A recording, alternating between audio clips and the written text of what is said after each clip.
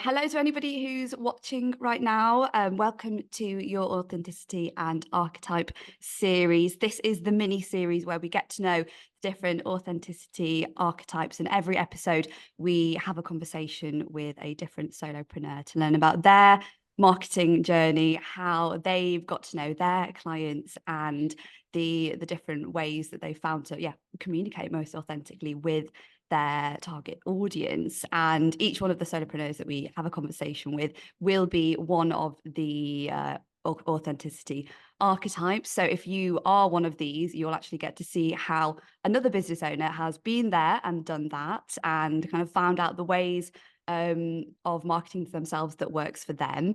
And I'm sure Lydia, who is my guest today, will be able to speak to this. There are so many different ways that you can show up online and in person. It can be quite overwhelming, especially if you are starting out as a small business owner. And this is something that I myself, as a new business owner myself, can vouch for, which is why I'm so excited to have Lydia as my guest today. Lydia Lee is a business coach. I don't know how you describe yourself. I'll give that to you in a second, but she is somebody that is a massive role model in my life and is just very inspiring, which is kind of the topic that we are talking about today. It is the inspirer archetype, which is just to give a little summary. Inspirers are I suppose they're the coaches of the small business world in many respects. They could also be potentially a public speaker, maybe a personal trainer of some kind, but they're very motivating individuals. They're excellent storytellers, charismatic, articulate, and often they might use their voice as a way to connect with their target audience. And Lydia Lee, as I've mentioned, she is our guest today, and I'm so pleased to have her on our episode. So for people that don't know you, Lydia, do you want to start by just telling us a little bit about what you do and who you work with?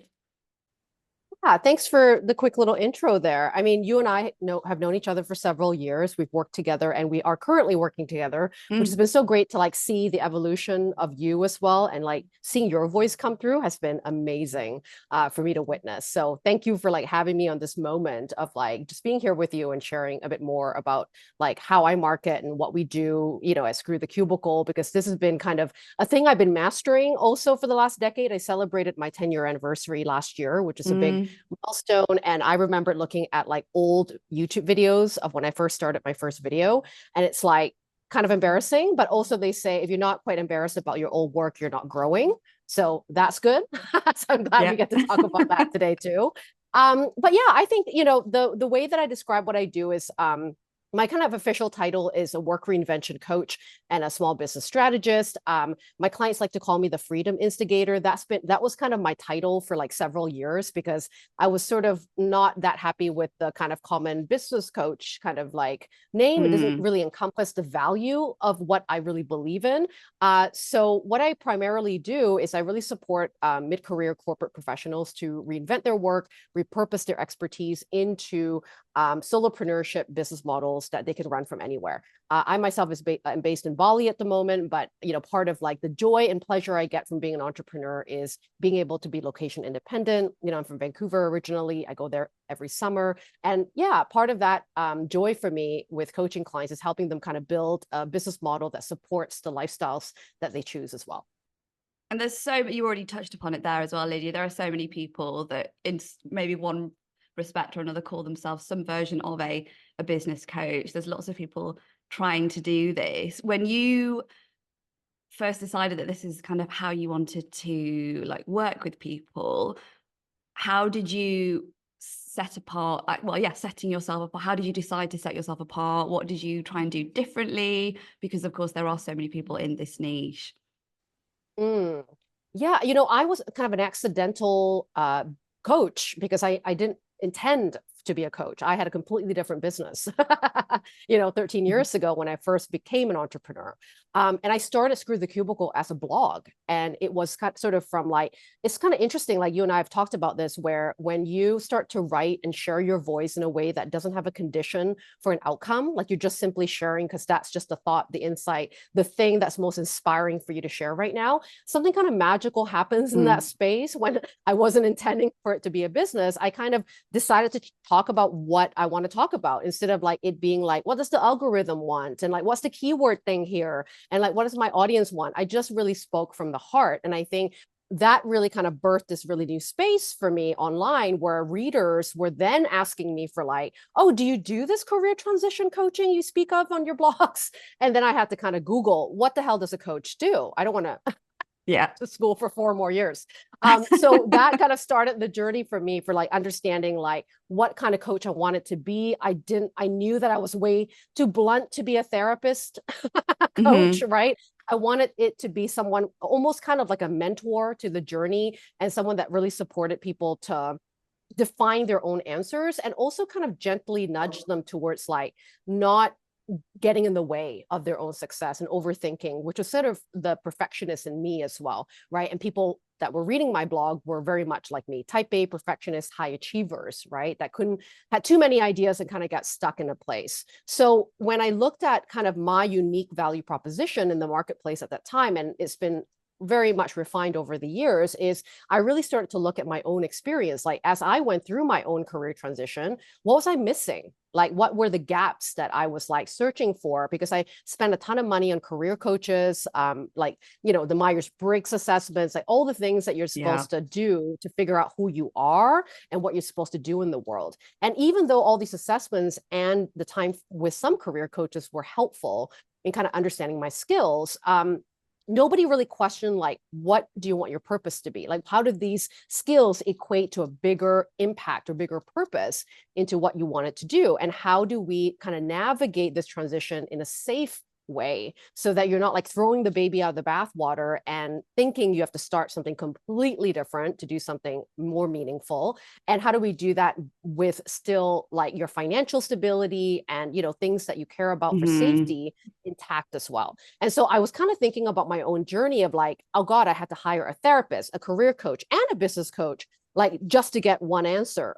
Yeah. Wow. And so I, A you know, I lot. kind of decided like maybe there's other people like me that aren't simply just wanting to jump into any business. They really care about being proud about their work. They really care about like understanding what's that narrative behind their body of work and how that translates to a next chapter that's going to feel like they're not like reinventing the wheel of what they do, but they're kind of almost like, you know, really going after a different outcome or a different way of presenting their skills that maybe they weren't able to do in the corporate like role, right? So really helping people kind of understand their work, and you know, instead of just saying I'm a copywriter or I am a web designer, which means nothing because there's a million other people that do what you do. That kind of became the sweet spot for me, was helping people find their sweet spot of how they articulated their skills and kind of find something interesting that combines their story, their experiences, and their perspective and point of view as well. And that's, looking at my own journey, I think really helped me to shape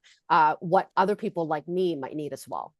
Which is so, so important. Kind of everything you just said just then is exactly what drew me to you, because I could see a lot of myself in that and just your working style. And I want to talk about working styles because you touched upon it there. You also mentioned the word therapist, and I think that's where you get these distinguishing work styles, which helps you kind of understand yourself better and how to show up for your clients, especially if we're talking about the inspirer in this video in particular, who are, I suppose, I mean, how you teach very much is that it's big picture thinking, it's giving people those action plans, it's giving them the motivation to do it, in contrast, I suppose, with a more classic therapist or more traditional, I guess, business coaching kind of style. How do you resonate with that in your work, and how do you see those, I suppose, different ways of working? Yeah, you know, therapy is one of the biggest tools for me personally to have grown as an entrepreneur. You know, the therapist I've been with since I had my burnout in corporate and decided what to do with my life next, it's the exact same therapist I still work with every single month, like today, right? Is completely non-negotiable for me to be in a good state of mind and for me to be really clear about who I am in order to help other people, you know, with their work as well. Now, I'm not a therapist, which means that there are certain subjects and topics that I have boundaries around, that I will refer colleagues of other therapists that are more certified and licensed to do and deal with those sorts of issues. But I think being a patient of therapy, it's helped me to see problems with a therapeutic lens, right? So that means that instead of just giving people answers because that's what they think they come for. So just give me the answer. Mm. Let me know the blueprint. Let Yeah. me know the exact checkbox of checklist of what I should be doing. How I coach is going to be asking a lot of powerful questions. I'm going to notice things of behavior and patterns and how you think, right? To kind of help support this person to make more aligned decisions that come from their own intuition, not a copycat of my business, not a copycat of like what they're inspired about with other people or my own business, but like what is their true version, true definition of success and happiness for them, right? So I think that's been really helpful being a therapized person, Yeah. be infusing the approach I take in how I coach. And so that's why when I get on a discovery call with a potential client, I always say, don't hire me if all you're here for is to know the ABCs. Hire me if you want to know the deep answers to the big questions that you've had about your Yes. work Yeah. and what you want to do with your life, because we're in collaboration in how we find that answer. So it's not a Lydia tells me what to do kind of approach. It's a full-on, collective way of an intelligence and experience of what we're going to do together to get to that answer, right? And then I think, combining also my own kind of like, I've always said like being kind of a child of an immigrant family, a lot of what I learned from my own story is about like how to go and find answers, how to kind of have like street smarts. And, I had like a lot of school of hard knocks, of Yeah. what helped me to like be more questioning things about society, like go out and find resources if they're not being offered to you. So that is also something I bring into also my framework and how I teach is like, if you don't have the assets in front of you, you don't have the skill set in front of you, there's still something we can do about it. And what's some imperfect micro action we can take to better that for yourself so that you're not a victim to your own circumstance. There are ways and possibilities of how you can grow. So there's so much I take from my life experience and Yeah. also, like upgraded information or knowledge that I've gained through things like therapy or certifications or my professional credentials that I think kind of merges into a really beautiful, unique thing that only I can provide. Yes, it's a beautiful melting pot. And I think Yeah. the trick then, and I think this is where a lot of people, maybe they figured out their business, maybe they've been doing it for a few years even, they've got their skill set, they've got their melting pot, but the trick is how to then convey that in a way that's going to resonate with their audience. And you've done this so beautifully and you refined it as well. You mentioned it isn't just like you've not been doing this for a couple of years. This is a journey that you've gone on with your own marketing, and you've got such a powerful brand now that says kind of all of what you've just said then in this kind of shop window, I suppose you could call it. Can you just talk to us about how you have been able to convey it in that way that says like, yes, this feels like me, when there are, and we'll touch upon platforms in a minute, I'm sure, but there are so many different ways that you can present yourself, you can dress up that shop window. How did that journey evolve for you into the place where you are now? Evolved so much from what I know to be true for me. And I think it was so essential for the first couple of years of my business to kind of experiment and try things on for size, because it's hard to know who you are beyond the corporate like role you played, especially if you've been in roles where you're like, I had to conform just to fit into that industry or that niche or that role. It's hard, like it's almost like having a divorce, from a marriage, Yes. from your job for such a long time. And you're like, who am I again? What do I Yeah. like? What's my thing? And so that's supernatural. Nothing's wrong with you. It's not that you're completely have no purpose. It just means that we have to kind of put you into different situations, to allow like the real you to emerge through these little tiny experimentations. So when I first started, like when I thought about marketing, of course I fell into the trap of like, what's everyone else doing? I think I got to do that, right? So then I was like on Facebook, I was on all the social channels. I think I tried out like, I don't know, what was the thing before TikTok? There's like a whole other Oh, thing. Vine. I now Was it forget. Vine?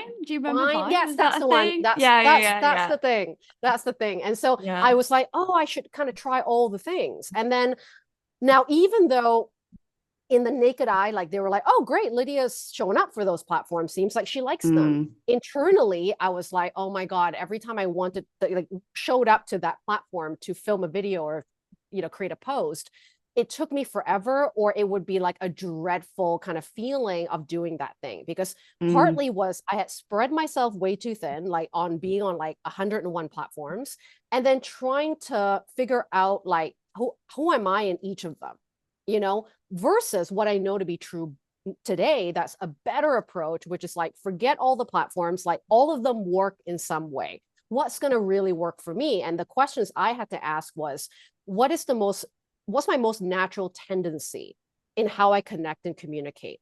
And I just have to look at kind of how I do that in real life. Like, for mm, example, I'm someone, how I make friends is kind of like through intimacy. I love one on one conversations. I like small groups. I'm always kind of mistaken for like an extrovert because I have extrovert tendencies yeah. too. I'm kind of an introverted extrovert. Yeah. That's my I description. I also, yeah, I feel the same. I totally get that Right? energy. Yeah, yeah. Yeah, yeah. And so the way that I made friends and really like loved and joyfully connected to people in real life were kind of, it had this flavor of intimacy where I really could have a chance to get to know people. And also I was a verbal communicator. Like I could really get my point across when I'm on the phone with someone, when I'm on video with someone, in my WhatsApp messages, I sent voicemails instead of text most of the time, like that is my natural way of conveying my thoughts and my insights. So that is what I needed to get clear on, is like, okay, that's the stuff that feels easy. Okay. That's the Mm, stuff that makes you feel like it's not pulling teeth to show up and do those things. Then go out there and look at those platforms to see what actually fits with that, yes. rather than try to fit into these other boxes, because Yeah. all of the things work. So when I kind of discovered that, then I started to focus more on like channels that really represented my voice more accurately. So things like my YouTube channel, right? Like I can talk on video and it doesn't take me a lot of effort to film a video. Now, the editing part, that took a lot of work. And I did that for a couple of years on my own, and then realized this is something that's not in my genius zone.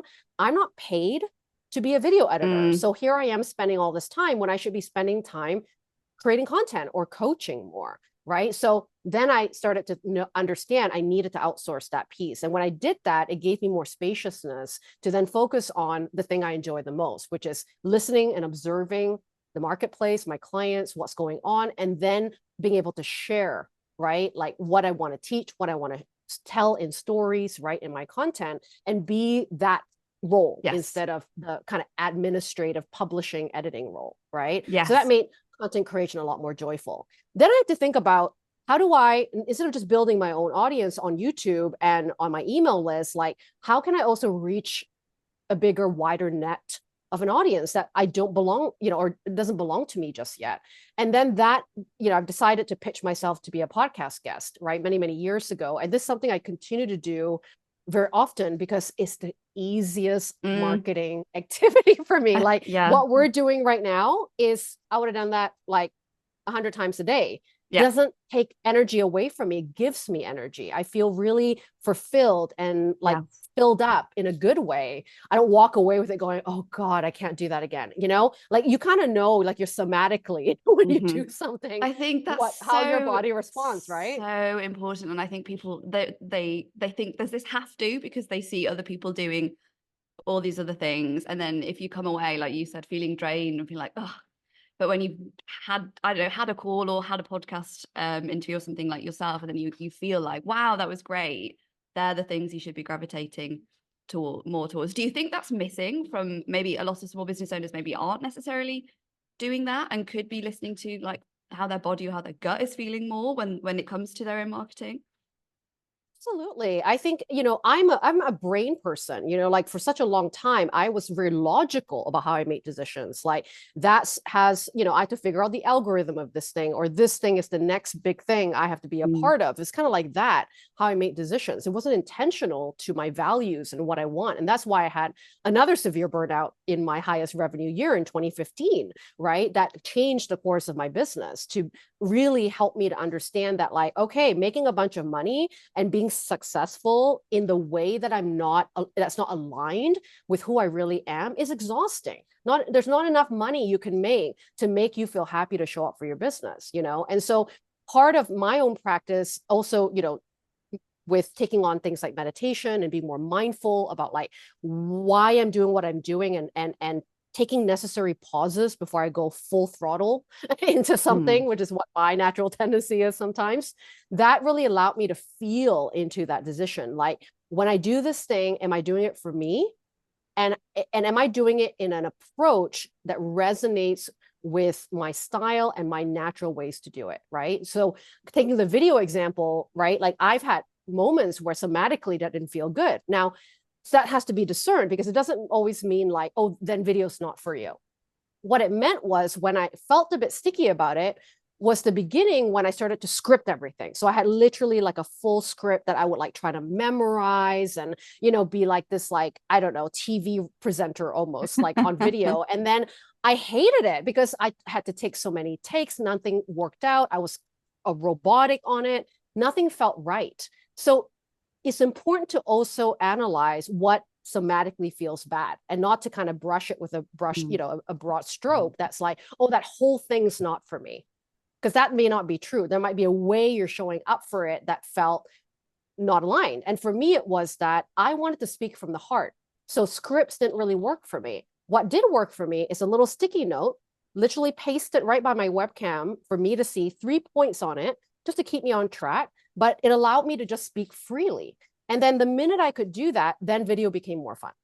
Yes, that discernment. So and I think the more that you get to know yourself, and even like, I really love journaling, like practices like that help you tap into yourself. So you're not going, oh, that video didn't go well, therefore that means video isn't for me. It's maybe, how was I? Because really what's underneath that is you doing a script, like writing loads of stuff on your own, being in your head. Totally. That's not a conversation. That's just you, like, at the kitchen table scribbling stuff down. Whereas and I think also to that, giving yourself that permission for, you use this phrase a lot, but imperfect action, having it feel a bit more like real and rough and ready, because that's what real conversations are like, and not having it feel like this perfect, like, scripted conversation. Because also people are more likely to, they will relate more to the imperfect, real conversation. But I also think that's hard for people to do, especially when they're starting out, because you see these like glossy reels or perfect, like highly polished edited videos. So do you have any advice for people who are maybe trying to connect with that realness, if video is something that they connect with, whilst also overcoming, I guess, that it's almost a bit of comparison potentially, or this like over polished, super perfect way that a lot of people might be aspiring to? Social media can be such a place of inspiration, and then it can also slowly, insidiously lead to comparison. Right. And then all of a sudden that's not useful. Right. I'm a big believer in like being able to be inspired by the people, the businesses, the concepts that show you and mirror to you who you want to be, and who is probably already in there within you. Because you wouldn't be even envious or kind of like, oh, attracted to this person unless actually that quality is something you appreciate and value. And likely, if you have that connection, it means that exists within you. Whether or not you're empowered to show it is a different story, but watching someone else do it is a great telling clue as to like, that's the thing, the occasion you want to rise to, right? And it exists within you. So my suggestion is, first of all, is like, I like to kind of like take time. If I'm, for example, posting on Instagram, I am not going to watch other people's reels and videos on Instagram, because I don't think that's helpful, to be honest, for me, right? What I really want to focus on is thinking about what are the most meaningful conversations worth having in the world of my audience, my ecosystem, and my niche, right? And if I focus on content that is like inspiring for me, because I am the inspirer, so that means like if I'm just doing it because the algorithm told me or the keyword guy told me to say that, I'm never going to want to film that video. But if I'm going to be like a storyteller and all I'm doing is like, I'm telling stories about things I've discovered about myself, and hopefully there's a nugget of wisdom in there for my clients, then that's going to be something more fun for me to film, right? So start with content and stories that you actually love to talk about. Like, I know it sounds so simple, but sometimes we don't start there because we're too busy looking at keywords, looking at what are our competitors potentially talking about, and then trying to fit in there, right? Rather than going, what do I want to talk about? What have I inspired to speak about right now, right? And then the secondary thing is like, make it like the path of least resistance. How do I make video the path of least resistance? So for me, my resistance before, as we mentioned, was the script. When I scripted it all out, I resisted. Okay, that doesn't work. And when I tried to do it with like the best background and like the the lighting and the microphones, that didn't work. Because at the time when I started my YouTube channel, I was in Bali, where the infrastructure for good internet and having access to technology and good microphones there's no Amazon here. You know, I was like lucky to have a pair of headphones. So I had to work with what I've got, which is my iPhone at the time, and maybe some books to kind of like let it be a little bit more middle ground for me when it filmed me. So when I let go of like, it needed to be the perfect stage, the perfect lighting, the perfect microphone, then I could just go, okay, this is good enough. What is good enough for me to just get started so that I don't get bogged down by all these details of like, what am I wearing and how's the lighting? You can get to those things later on. What's going to be more important is the practice of showing up to do this thing in the most simplest and essential way possible, so that you're actually going to do it and publish that video. Completely. And I think it's so easy. The minute you start that list and go, oh, actually, I don't have a good enough camera, or I don't have a good enough microphone, or, oh, I don't know these algorithms, or whatever, or, oh, I need to do it like this. The further and further along you get that list, the further away you are from yourself. And that the whole reason, grows. the whole reason you were actually meant to be creating that content in the first place, which was to give value back to your target clients. And you're almost focusing in a way too much on yourself, because you're kind of worried about how you're going to be perceived, instead of going, let's just show up and let's try and help people. So I think that's really, really interesting. I'd love to also touch upon how the media and social media landscape has transitioned, and because it has changed so much in the past 10 years. And as business owners, we have to just stay across that. How have you managed that in your own business? Have you had to change maybe different ways of communicating with your target audience? What has that looked like for you as things like TikTok, or just the way that even Instagram or YouTube has evolved over that time? Yeah, that's such a good question, because I do have a bit of a love-hate relationship sometimes with social media. But also, I think one of the biggest things I've learned is that what I have control over is not how other people are behaving or what other people are doing on those platforms. What I have control over is how I want to show up, and what does social mean to me in social media, right? And so for me, it always comes down to, again, better conversations, intimacy, and personalization. That's how I want my marketing to feel for me and for the people that are connecting with me.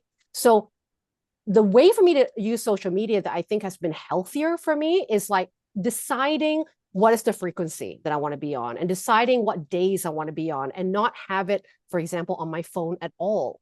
I only go in there if I really want to post something meaningful, which is usually not every day. So you know me, I'm really hugely, like focusing on my YouTube channel and my newsletter. Social media is kind of like what I call the sprinkle on the cake, right? It's nice to have, but it's not the whole cake. Some people kind of are reminded of me through social media, but majority of where I'm going to really impact is through the things that I can control more than the algorithm, which is my own email newsletter, and then the YouTube channel, which is kind of like a Google search engine for me, which has been lovely, right? So what I've kind of been doing differently in social that I think has been meaningful and lovely and differentiating myself too is whenever people comment or follow me, instead of just like liking things or just replying back, I send them a voicemail, a quick little voicemail that's like, hey, thanks for following my page, or thanks for commenting on my post the other day. Like, you said this, and I want to kind of, talk about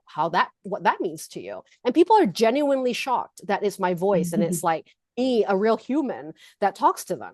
And I think I don't do that for every single follower, obviously, but that's the practice that I have with like choosing the last 5, or doing a little sprint of that, right? Or blitz of that for like 30 minutes. And that actually really helps me to connect with a human way more effectively than looking at them as just like a piece of the algorithm, or just a person, a member that's a follower, but now it's an actual person with a story that's way more meaningful for me to connect with. So I think, social media is still lovely and amazing, but like really personalizing it to how you want to use it, and that's suited with like your personality style. Like, you don't have to do voicemails like me, but what is like the way that you want people to be greeted? How do you want to really like onboard a welcome to your people that is not generic and just like, I don't know, just liking everything and thinking that the likes are the metrics to look for. I think conversations and, you know, the things that people reply back to with their story, that's a much bigger metric, in my opinion, right? That's a person that's truly interested in your work. Hugely. And I think that's another trap that I think it's very easy to fall into, is checking the likes or checking like the number of followers, but that means nothing if they Yeah. aren't actually connecting with you and you're building a real relationship. And I think that's what we need to remember at the end of the day, and that's what you're so good at, is bringing it back to that real connection and that real relationship, and figuring out the best ways that you can communicate in order to actually start that rapport. And I think what's also really cool about what you do, Lydia, is the platforms that you've chosen in your strategy means that you're not, although social media is kind of, as you said, the sprinkles on the cake, you're not constantly riding this like massively changing wave and going, oh God, I have to do da, da, da, da, because there's more of a constance, like a consistency to it that you're, as you mentioned, you're kind of more in control of. And when you boil it down and take all of the other, like all the fluff away, it's just real conversations that you're able to have, start and connect with, and connect into your own sort of inner infrastructure. Would you say Yeah. that's right? Yeah, totally. Because to me, it's about that ecosystem I'm building, the community. You know, I always look at myself as like a tiny business, a boutique. Like I'm just inviting people into my living room. I'm not inviting them to an arena, you know? So that invitation looks different, right? So then the way I market is going to look different. So voicemails is one way. I do that on LinkedIn. I do that on Instagram. The other way is like when people respond on an email or a newsletter, instead of just emailing them back, I film them a little Loom video. And Loom's a great tool to use to, again, convey the best of me as a coach by talking to them, asking them questions. Like, you know, that is, again, sounds so simple, but it's what's really missing in the world we live in that is full of automations, full of chat GPT bots, full of like that kind of way of like just, I don't know, the speed of how we want to do things has, I think, like decreased the way we connect with humans. So I think, you know, that is why I kind of love what you're doing with your business, because you're really helping people like treat clients and treat their followers as real humans. And then it really changes how you market, because it's not about marketing anymore. Now it's about connecting. How do you want to connect and share vulnerability, share who you really are, so that it encourages people to show up that same way, you know? Amazing. And I think just to finish off on for one last question, I mean, you've already covered so many things today, but would you have, if anybody had, if it was starting out a business or was maybe early on and connected with some of the things that you've said today and see like, oh yeah, that sounds like me. I like using my voice. I like showing up in this way. What advice would you give for them so that they can start to build those connections? I would say start talking to people before your business is built. There's, you know, the big mistake I made and a lot of my clients make is we think that we aren't allowed to talk about anything to do with the work we're maybe inspired to create until it's created, right? You and I had a conversation about this even before you started this business, right? Because everyone feels this way. I'm not allowed to share.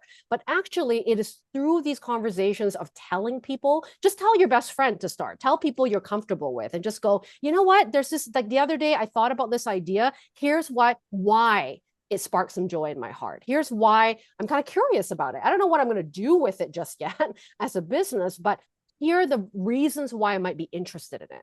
And by talking it out, that's how we decide. That's how we know from feeling like that thing we talked about, that somatic feeling. When I start talking about the thing, does it like, ooh, kind of give me the little butterflies in my stomach? Or am I like, oh, actually, no, I only said that because it was a practical thing I thought I should do, but it actually is kind of boring to me, right? You'll feel it pretty quickly. When you So start true. connecting with another human. And then it also gives the opportunity for someone else to kind of ask you questions like, oh, that's interesting. Tell me more about that. Right. So that kind of dialogue is so essential for us to find our direction for what is the business we want to build.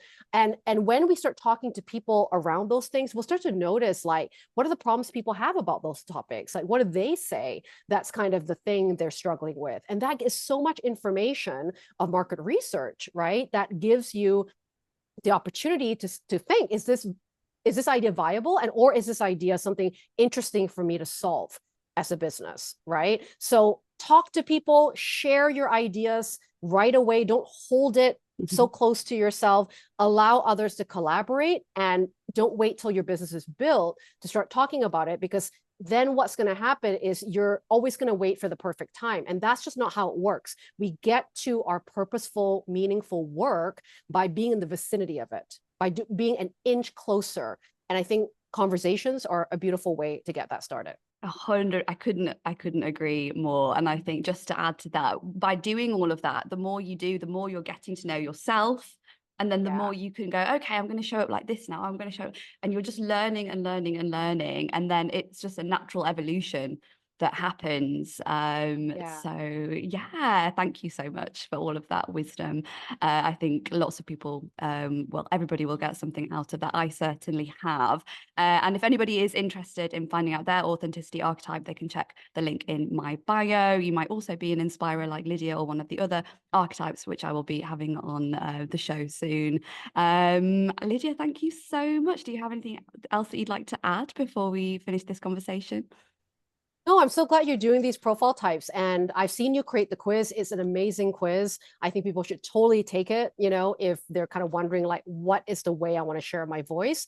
I know that has been one of the biggest game changers, is once I knew and I was aligned with the voice and how I wanted to show up for my business, things like sales and marketing, which is so daunting for a lot of people, just became a lot easier, because it didn't feel salesy and icky. It felt like, these are just people who need me, and I'm helping, and I'm being generous, and I'm being kind and empathetic. And that's such a much more beautiful way, and then to do it, and that ripple effect of that is a more successful business. So thank you very much for sharing your brilliance and wisdom around it all too. Oh, thank you. It's been lovely working with you, and I can't wait to keep working with you as well. So yeah, Yeah. thank you, Lydia.